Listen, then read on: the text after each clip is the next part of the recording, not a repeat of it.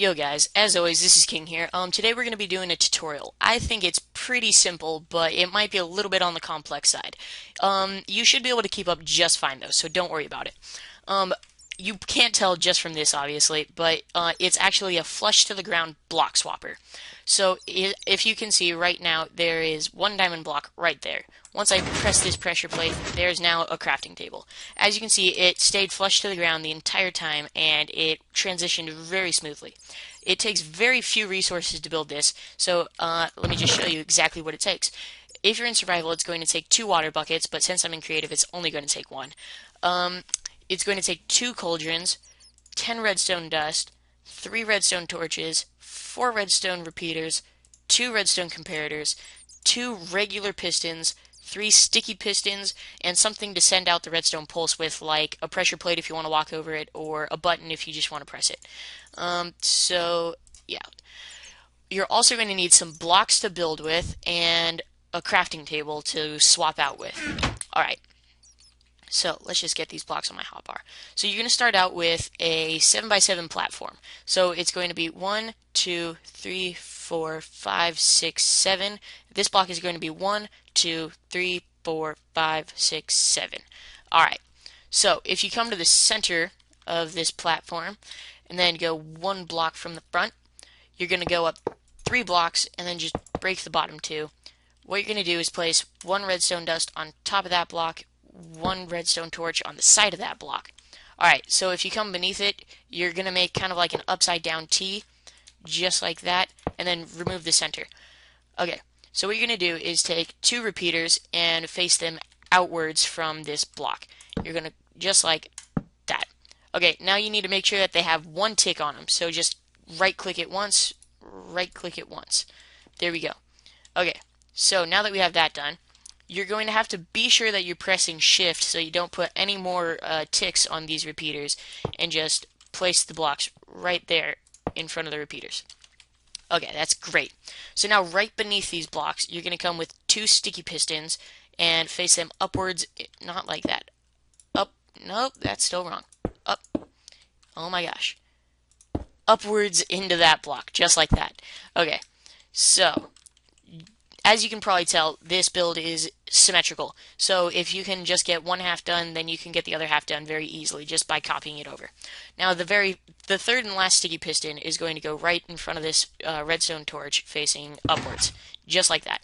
So now we're done with those sticky pistons forever. They can just get out of my life. Okay, so what you're going to do now is place some blocks right on the sides of these pistons, right on the sides of those pistons. And you're going to place 2 repeaters facing out like this. These repeaters, unlike these, are going to only have, they're not going to have any ticks on them at all, so just don't click them again. So that's actually all that we're going to need with those repeaters, so they can get out of my life also. Okay, so you're going to have to make sure once again that you're pressing shift, and you're going to just go right there and place blocks right on the front of these repeaters. Okay, so as you can see, since you place shift, there's still no ticks on these repeaters. On top of these blocks, you're going to place the 2 pistons facing inward towards this sticky piston. Hold on, guys. This is going to be really annoying. Weather clear. Time set day. There we go. Okay, so you're going to do the exact same thing on the other side. So as you can see, these 2 pistons are facing inwards towards this sticky piston. That's pretty simple in and of itself. So we're done with these pistons. Get out of me. Okay, so now it's time for the cauldrons. They are going to be placed 1 block above this redstone torch. So you can just right there and then delete the 3 below it. So once again, you're going to go 1, 2, 3, 4, and then delete the 3 below it. So as you can see, it's 1 block above this redstone torch, and it's level with this redstone dust. Okay, so now that you have this done, all you're going to have to do is place down some blocks right here, which is going to be the block that's going to be swapped out with the crafting table, which will be right there. Alright, so now I'm done with that crafting table. Okay, cool. So this block is going to be swapped with that crafting table. So now all you're going to do is come like this with some blocks. Those were both accidents. Ugh. All right, and then do the exact same thing on the other side. So you're going to place your comparators facing outwards like this and like this. I actually forgot, but you have to fill up these cauldrons like that.